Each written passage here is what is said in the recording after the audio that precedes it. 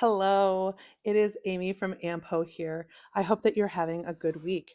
Here at AMPO, we are talking about the intersection point of strategic planning and fundraising and why these two things are so important to your organization. Your fundraising is never going to be as strong as it is when you have a really good, robust strategic plan.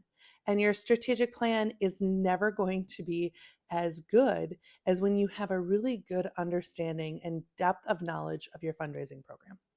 So that's where another place that you should go when you're really digging deep on strategic planning, you really want to look at funding. You really want to dig deep on funding.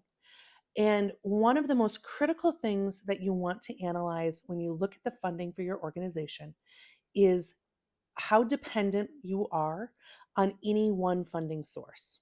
So you're going to want to look at contracts and grants. How dependent are you on maybe on a federal contract? How dependent are you on a single grant funder? Perhaps it's a United Way organization.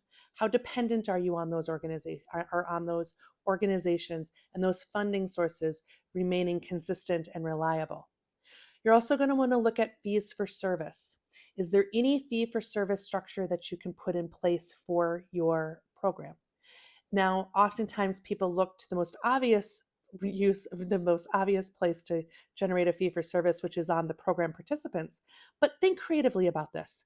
Maybe there's a partnership that you can have with a corporate partner, or with an educational institution in your community. What are some of those unique partnerships that you can form that might help you to create a fee for service model for your program and for your entity? And then finally, you have fundraising. What are you doing to make sure that groups and individuals in your community are aware of the fact that there's a community problem, that you have a solution to this problem, and that their dollars are needed? You need to make sure that you are continually introducing people and groups of people through your cycle of cultivation to the work of your mission. Putting these things in balance is really going to help you to understand and to be able to move your mission forward. And having a well balanced mix of funds for your organization is going to help you to be more consistent with what you're able to pull off through fluctuations of funding sources and funding cycles that have always taken place and are always going to take place.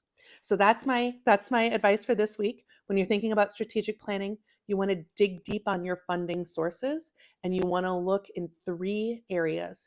You want to look at your contracts and grants. You want to look at your program fee for service, and you want to look at your fundraising. And when you're looking at fundraising, you want to look through the lens of annual giving. That's the lens that we're using. So you want to be looking at those funds that come in year over year that are renewable, repeatable gifts. And you want to be looking at maybe you've got some small donors in there, some mid-level, some major donors in there. So make sure you're doing that evaluation that way. We're looking at this all through the lens of annual giving. So we're not looking at this through the lens of a capital campaign. Capital campaigns have a distinct beginning and end. That might be a part of your strategic plan.